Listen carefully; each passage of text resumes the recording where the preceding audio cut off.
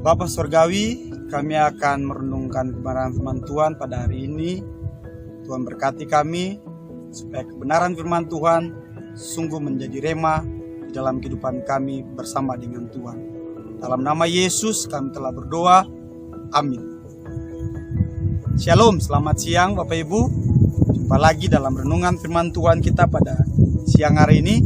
Sebelum kita mendengarkan renungan firman Tuhan, izinkan saya untuk memperkenalkan tempat di mana saya berdiri. Saya sekarang berada di atas bukit dan di belakang saya ini namanya Stadion Papua Bangkit. Stadion ini yang rencananya kemarin untuk pembukaan PON 2020 di Indonesia, tapi karena wabah corona jadi ditunda. Nah, stadion ini kalau jadi Bapak Ibu, digadang-gadang menjadi stadion kedua terbesar di Indonesia. Yang pertama itu di Jakarta, di Bung Karno. Oke Bapak Ibu, sekali lagi nama stadion ini adalah Stadion Papua Bangkit. Kata bangkit itu ada berkaitan dengan tema kita pada siang hari ini. Tema kita pada siang hari ini yaitu bangkit dari kegagalan. Dasar firman Tuhan saya ambil dari Mazmur 37 ayat 23 dan 24. Demikian firman Tuhan. Mazmur 37 ayat 23 dan 24. Tuhan menetapkan langkah-langkah orang yang hidup berkenan kepadanya.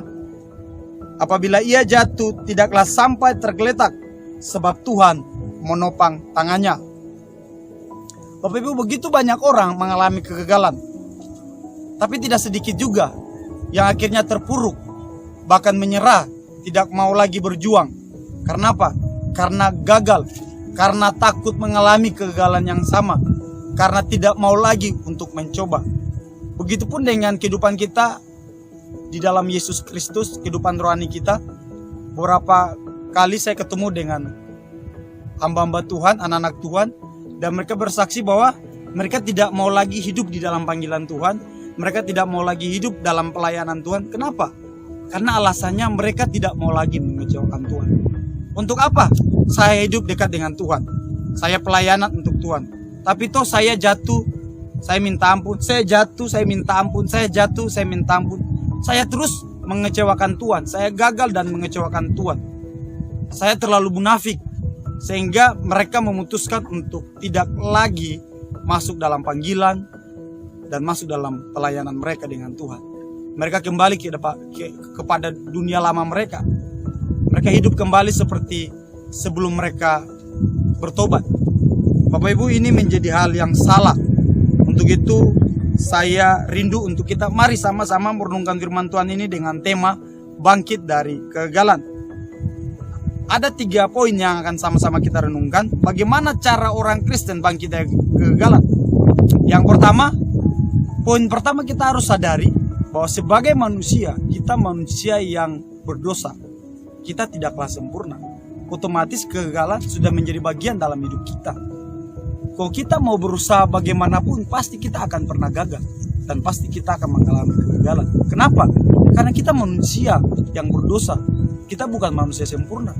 Kita harus menyadari itu. Pada saat kita menyadari hal itu menjadi hal yang biasa, bukan menjadi sesuatu ketakutan dan membuat kita tidak mau lagi bangkit. Kalau kita perhatikan di dalam Alkitab ini, begitu banyak tokoh-tokoh Alkitab, mereka orang-orang hebat yang pernah gagal. Daud, Musa, Yosua, Abraham, Simpson, Elia. Mereka pernah gagal, tapi mereka tidak pernah berhenti untuk berjuang. Contoh, kita bisa lihat Simpson. Simpson gagal karena apa? Karena perempuan. Dia gagal karena perempuan. Itu pun 2 kali.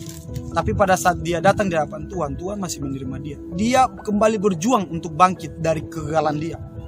Kenapa? Karena dia sadar dia manusia yang terbatas, dia butuh Tuhan. Untuk itu, poin yang pertama mengajarkan kita bagaimana caranya kita bangkit dari kegagalan. Kita harus menyadari bahwa kita bukan manusia yang sempurna. Kegagalan bagian dari hidup kita. Bukan berarti kita harus lari, tapi kita harus tetap bangkit, maju. Poin yang kedua, bagaimana caranya kita bangkit dari kegagalan. Ini yang sering-sering dilupakan oleh orang. kita harus datang di hadapan Tuhan, memohon ampun dan memohon pertolongan di hadapan Tuhan. Kita tidak bisa berjuang dengan kekuatan kita sendiri. Kita harus bersandar dengan kekuatan Tuhan. Walaupun kita buat salah, minta ampunlah di hadapan Tuhan. Tuhan pasti mengampuni kita. Survei mengatakan bahwa seorang bayi sebelum dia dapat berjalan, dia akan mengalami yang namanya jatuh sebanyak 240 kali. Sebelum dia dapat berjalan dengan kedua kakinya, dia akan mengalami kejatuhan sebanyak 240 kali. Bapak Ibu, berarti kita dari kecil kita sudah menjadi orang-orang yang terus berjuang. Apakah coba karena satu kegagalan kita mau lari dan meninggalkan Tuhan, atau kita menyerah dan tidak mau bangkit lagi? Tidak. Mari, poin yang kedua mengajarkan kita. Poin yang pertama mengajarkan kita bukan orang yang sempurna. Poin yang kedua mengajarkan kita, untuk itu kita harus datang di hadapan Tuhan, meminta pertolongan dan memohon ampun di hadapan Tuhan kalau kita buat salah. Dengan demikian, kita akan terus menjadi orang yang berjuang dan terus bangkit dari kegagalan. Poin yang terakhir, poin yang ketiga. Bapak Ibu, yang harus kita sadari, Tuhan tidak pernah meninggalkan kita. Bagaimana cara untuk kita bangkit? Kita sadari bahwa Tuhan tidak pernah meninggalkan kita. Tuhan ada bukan pada saat kita lagi sukacita. Tuhan bukan saja ada pada saat kita mengalami berkat yang banyak, tapi pada saat kita mengalami kegagalan, kita melakukan kesalahan, Tuhan tetap ada dalam kehidupan kita. Tuhan tidak pernah meninggalkan kita. Dia selalu dekat dengan kita. Karena apa? Karena bagi Tuhan yang lebih penting itu hidup kita, bukan kegagalan kita. Itu jiwa kita, bukan kegagalan kita. Jadi sadarilah bahwa Tuhan tidak pernah meninggalkan kita. Buat apa kita lari dari kegagalan? Buat apa kita berhenti untuk berjuang? Yuk mari terus kita bangkit. Karena Tuhan bersama dengan kita. Kita tidak pernah berjalan sendirian. Di dalam dunia bisnis, di dalam dunia pendidikan, bahkan di dalam rumah tangga. Jangan sampai kita mengambil keputusan bercerai atau pisah rumah.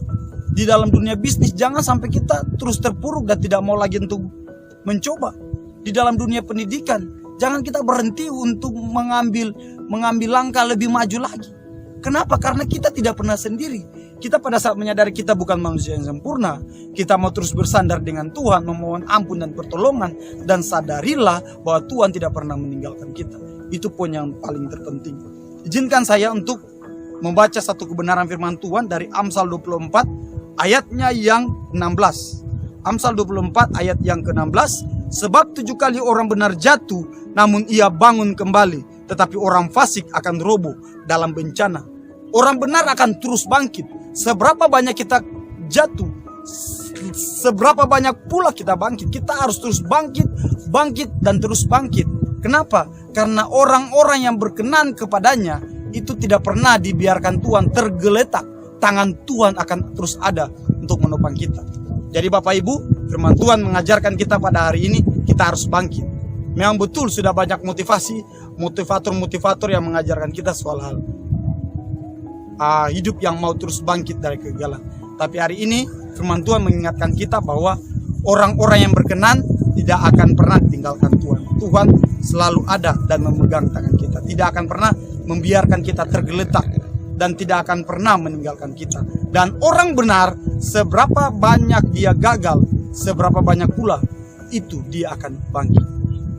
Sebelum saya berdoa, izinkan saya mengatakan kalimat ini Bapak Ibu. Sejatinya orang yang gagal adalah orang yang tidak lagi mau untuk berjuang. Kegagalan yang paling menyedihkan ialah kegagalan di mana orang itu berhenti untuk berjuang. Orang yang berhasil, seorang pemenang bukanlah orang yang tidak pernah gagal, tapi orang yang tidak pernah berhenti untuk berjuang.